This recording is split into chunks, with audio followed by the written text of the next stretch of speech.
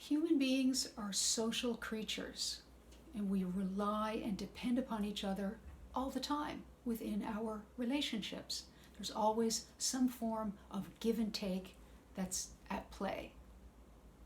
But oftentimes, our relationships can become unhealthy, where there's emotional power plays at work, where people are trying to manipulate and control each other's behavior.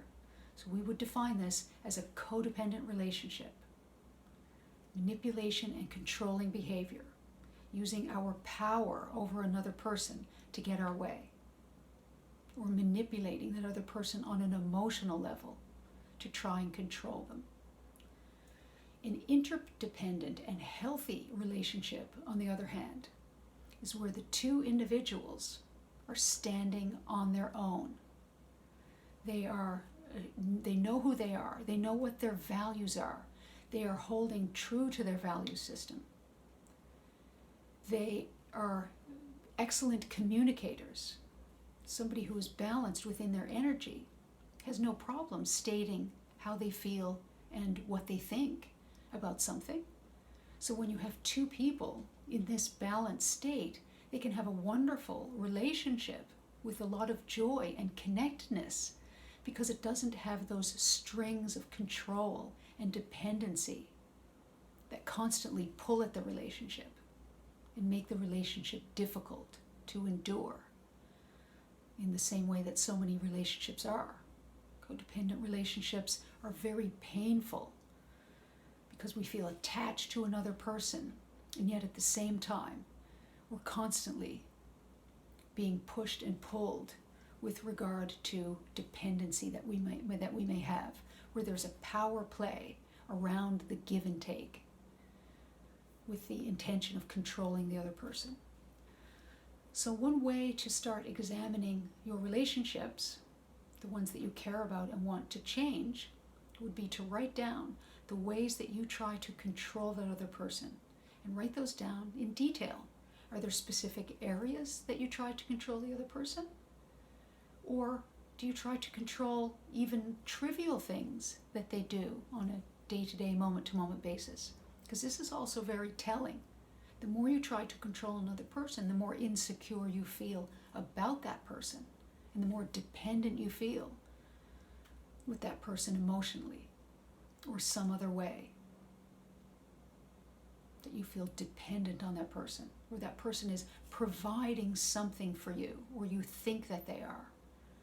That you're leaning on that person in some way.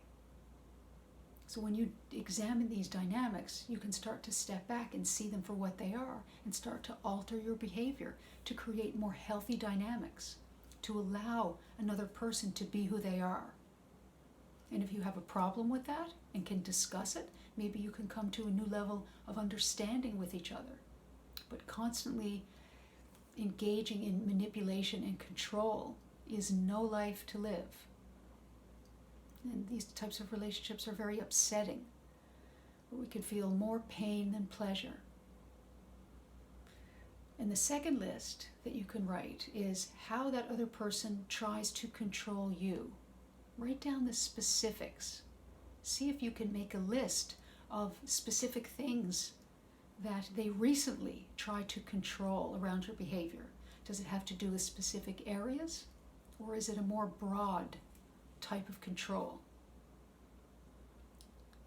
Is that other person so insecure that they're controlling you in order to put you down so that you feel weak and they can control you from that perspective?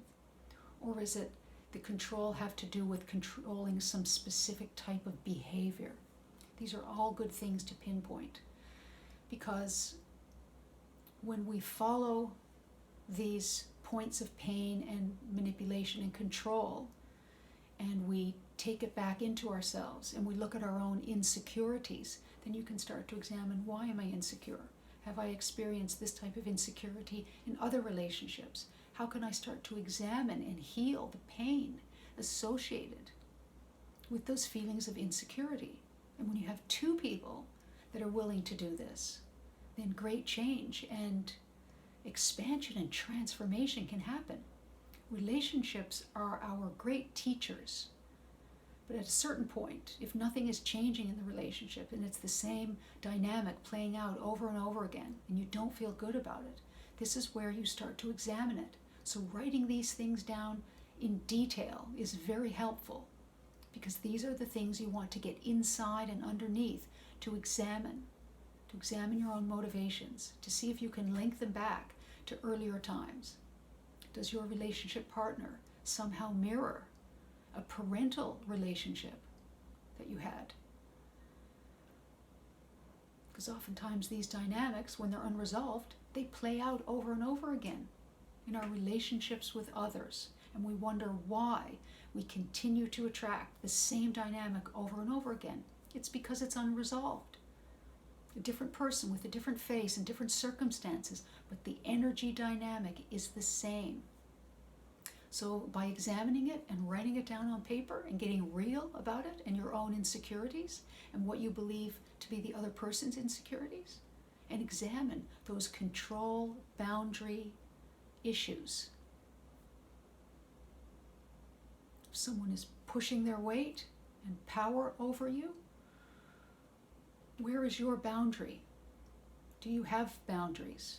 Why are you not able to uphold boundaries? And what is your level of communication? Are you able to speak openly and directly about what's going on? If there's a lot of deception, a relationship can't improve. If you're hiding things from another person that they have a right to know, that's part of an agreement that you made with each other, the relationship will never improve.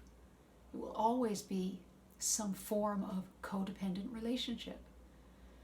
So you could take time just to work on your own issues, because when we heal a deep wound around insecurity and we spiral up to a new level of consciousness, we'll either get out of the relationship because we feel complete with the relationship, we feel that it's come to a natural conclusion, or we can then begin to speak honestly about what's going on with us.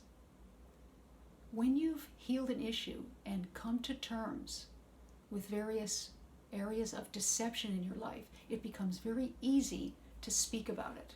Whereas when you're moving through deception, it becomes very difficult to speak about those deceptions. You don't want to speak about them. You don't want them to be known. These are the things that you hide that are unconscious. But as soon as you clear it, you can then look and reflect about yourself when you were in a lower vibrational field, and you have an understanding that you had a wound. This is what I did when I was wounded. And from a higher perspective and a higher vibrational frequency, you then have compassion and understanding. And it's when we elevate our consciousness, we begin then to be able to have compassion for other people and understand that they're stuck, because we remember when we were stuck as well. So if you are in a codependent situation and you want to improve the dynamic, start to work on yourself, and the relationship will automatically change. You'll be able to then be more clear and speak about what you feel and what you want and what you're willing to provide in the relationship, where you can have a mature discussion about what is and hold up your agreements with the other person and really enjoy each other. We connect with other people in primary relationships because there's something that we enjoy. The relationships are our great teachers as well. So by examining what you're doing and exploring from an emotional point any places of insecurity and pain and worry that's created through that dependency, you can heal that, and the relationship can rebirth itself. And when you start to shift and you love that other person, you can share these tools and practices with them. And if they value the relationship and value themselves, they may be ready to do some work on themselves, where you make new agreements with each other to be more open and direct, because you want to share joy and happiness, not misery and control and manipulation.